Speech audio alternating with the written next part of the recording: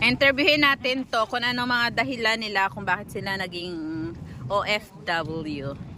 Ikaw, Mami Arlene, anong dahilan mo kung bakit ka nag-abroad? Para maibigay ko sa mga anak ko yung hindi ko maibigay kung nasa Pilipinas. Uy, mag-drive tayo. Ikaw, te, Ako, anong dahilan bakit ka naging nag-abroad OFW? ko kaya kung duha ka bata, wala may mag-support bi ako ra. Nya, Single mom ka, diba? single mom niya ang akong sweldo sa Valencia kay 19 siguro primero. 90 Pesos. pesos? 2007. Wow. Dayon nag 100 ko. 120. Niya naganang pug kadako akong bata, dako na kay kuan yo, nag-support akong bana no. Moto nga nag-try ko abroad gisultian sa Ikaw, Ate Sandy, anong dahilan kung bakit ka naging abroad? For financial. And then, Kaya may trabaho sa Pinas. Nagtrabaho ko sa munisipyo 6 months. Okay. Di off Leo. Mag-apply na po.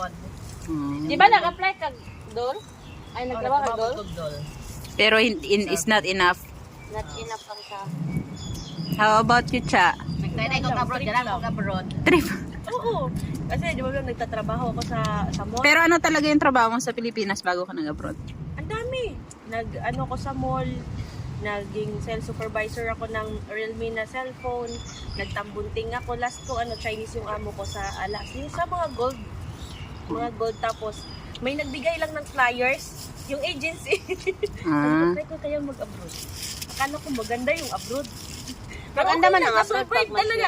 Alam mo ba yung sabi ng parents ko na wala akong alam sa buhay kasi puro lang paganda pa, ano? Challenge accepted talaga. As in, proud talaga yung parents ko nung umuwi akong galing Kuwait na natapos ko yung kontrata. So nag-Kuwait ka pala. Nag-Kuwait tapos bumalik ulit nag-Dubai. Ilang ka tuwing sa Kuwait sa? How about you? Hi, nag-abroad ako kasi nakita ko yung mga kapitbahay ko. Malaki na yung bahay nila. Kidding aside, it's a joke. Nag-abroad ako kasi gusto ko maibigay sa anak ko yung hindi yung mga needs lang yung nabibigay ko, pero yung wants nabibigay ko na ngayon. And nakatulong ako sa family ko.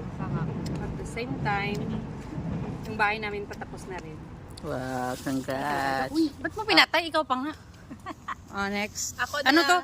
Dito? Oh, wag mo na. Play na yan. Sexy. Ako, nag-abroad ako sa isang dahilan lang. Kasi yung mama ko dati, na-stroke siya.